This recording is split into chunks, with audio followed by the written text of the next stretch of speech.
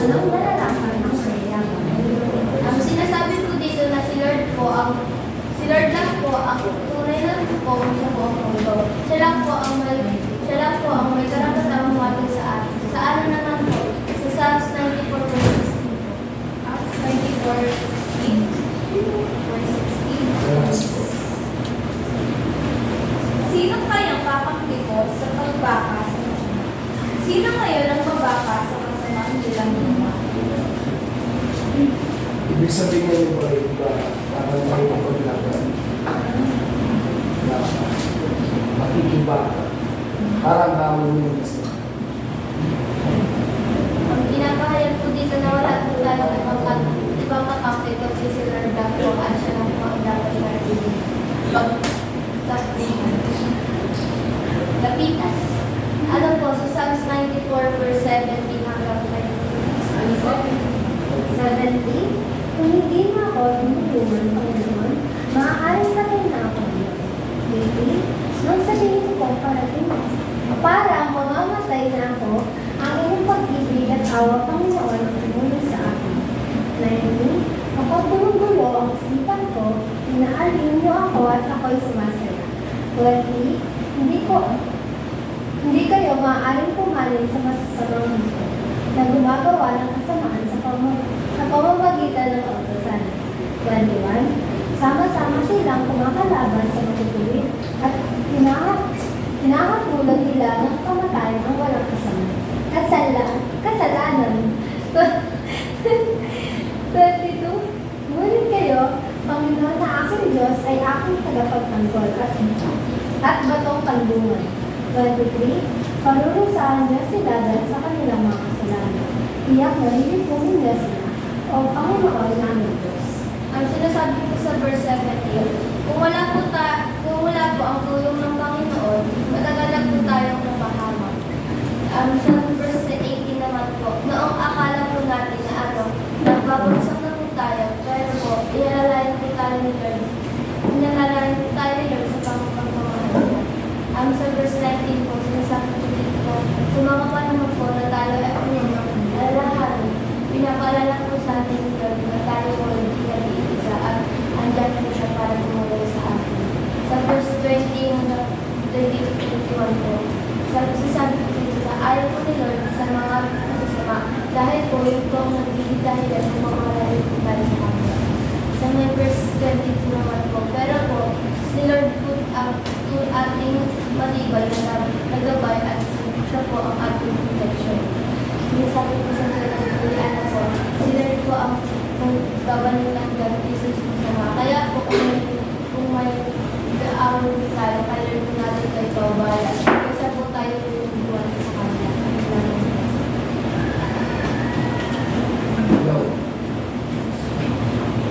Ano tayo yung Papagaan daw.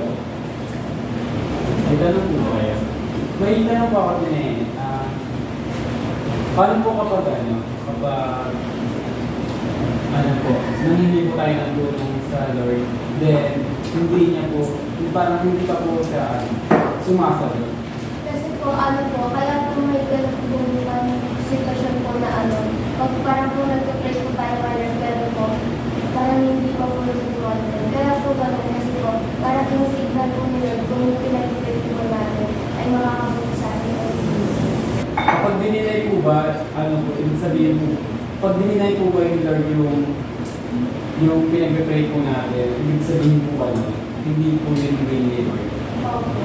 Or hindi po or hindi patay yung ganun po. Opo. Kasi po, siguro po, kasi po, sa po ni Lord, hindi po yung nakakabuti sa atin. Hindi nga ba, tama nga naman po na kapag hindi pa will ng Panginoon sa Diyos, huwag po natin piliin. Kasi po yung diba minsan sa atin na kapag nag-pray tayo, hindi dumating sa tama. Gusto natin panahon, nagtatawag tayo sa Panginoon sa atin. Lord, nalilito pa ba ako?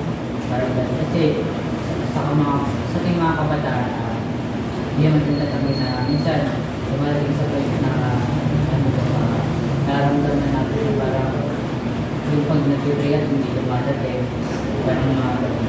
Ayun nga po, sabi ko natin na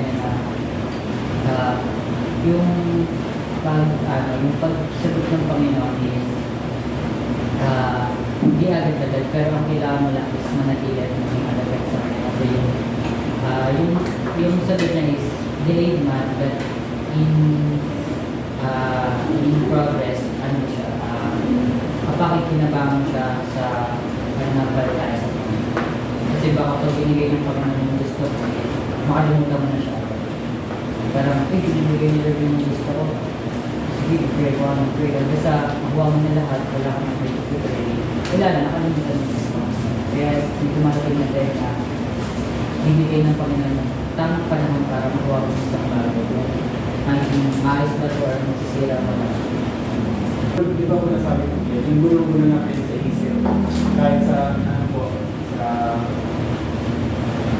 sa isip ko po, di ba gulo-gulo na po ako, then, gulo na ako.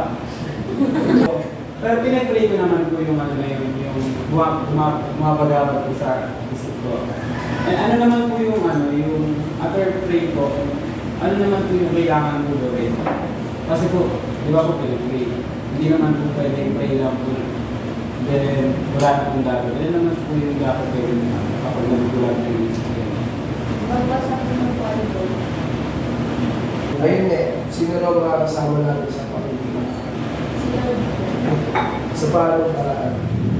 pag-aral ko natin sa kanya. Kapag minsan natin sa kanya sa kanya. Paano po kung nag-pray po tayo, then wala naman po tayong gawa, nakakalugod po ba sa Panginoon? Palagay mo po is sasagutin po kaya ni Lord yung prayer natin po. Tayo mismo is hindi sumusunod sa ating mga magulang.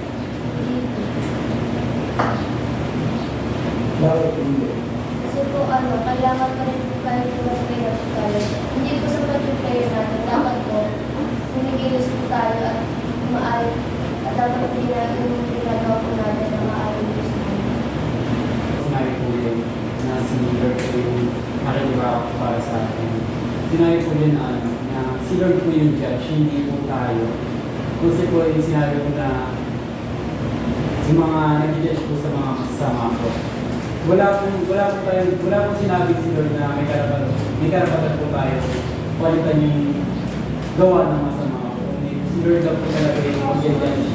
Kahit yung nainis po tayo, kahit na nakagawa po sa atin ng napakalaking kasalanan, hindi pa rin po tayo, wala pa rin po talaga tayo karapatan na mag-judge po sa nakagawa sa atin ng masama. Kundi si Lord lang po talaga yung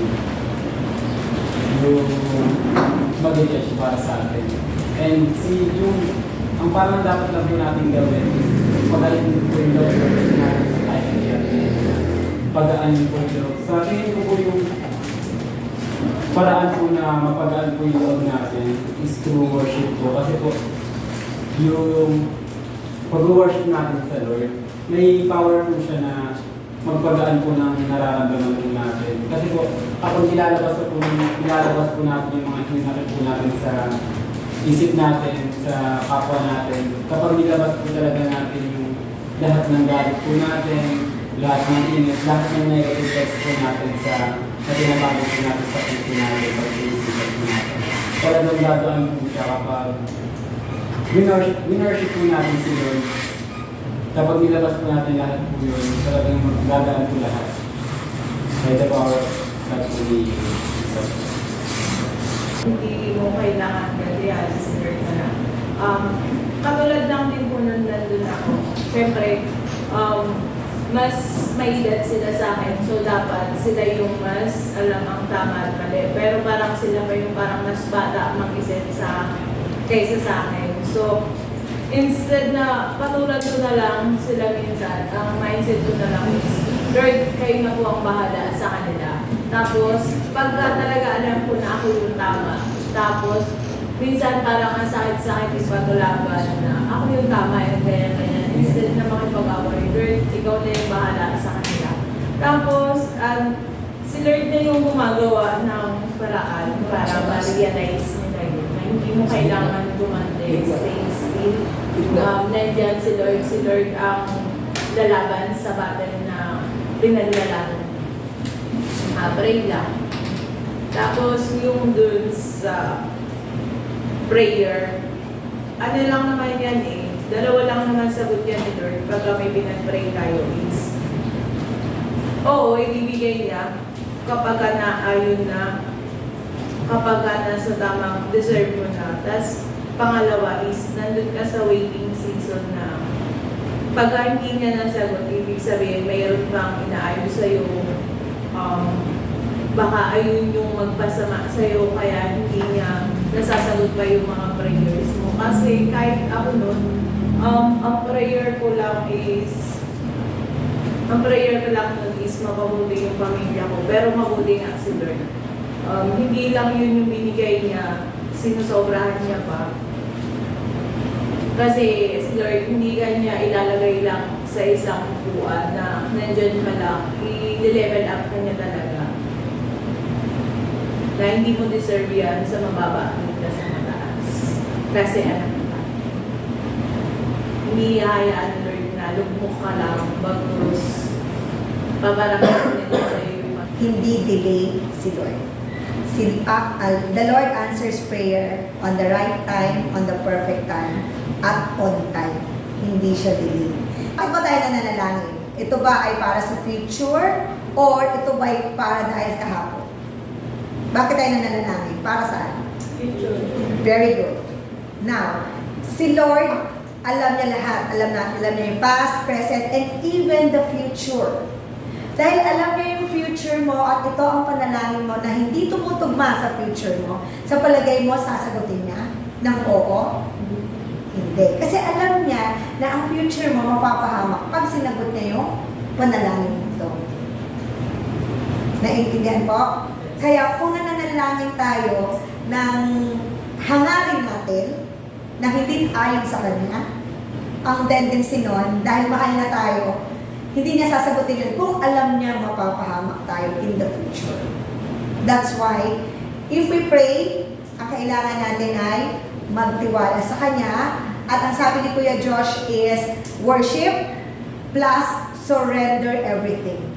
Lahat ng gumugulo sa isipan natin, gumabagabag sa puso natin, bigat natin sa puso, isurrender mo lahat. Because He knows everything. At alam niya kung kailan niya sasagutin ang panalangin mo on the right place, on the right time, on exactly sa kung saan mo siya kailangan.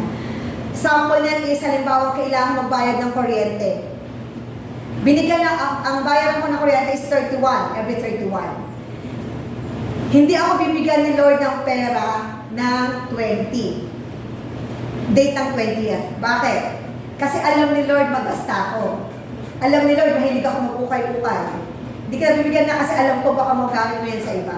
Kaya ang gagawin ng Panginoon, na bibigyan kita ng pambayad ng bills mo sa 30 or 31.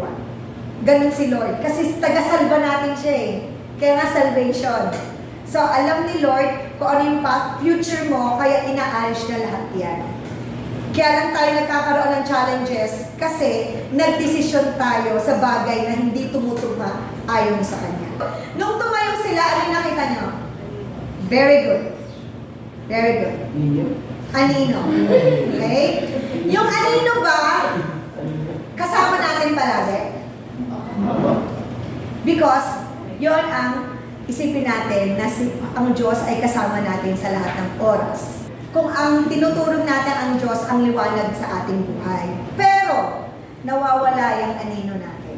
Tuwing kailan? Sa dilim. Sa palagay nyo, ano ibig sabihin nun? Yes. The moment na nagawa tayo ng kasalanan, the moment na isinuong natin ang sarili natin sa puro negativity, wala na. And lagi niyong isipin na so ang Diyos ay lagi natin kasama. Pag lagi tayong si Lord ang liwanag ng ating buhay, hindi yung Miracle.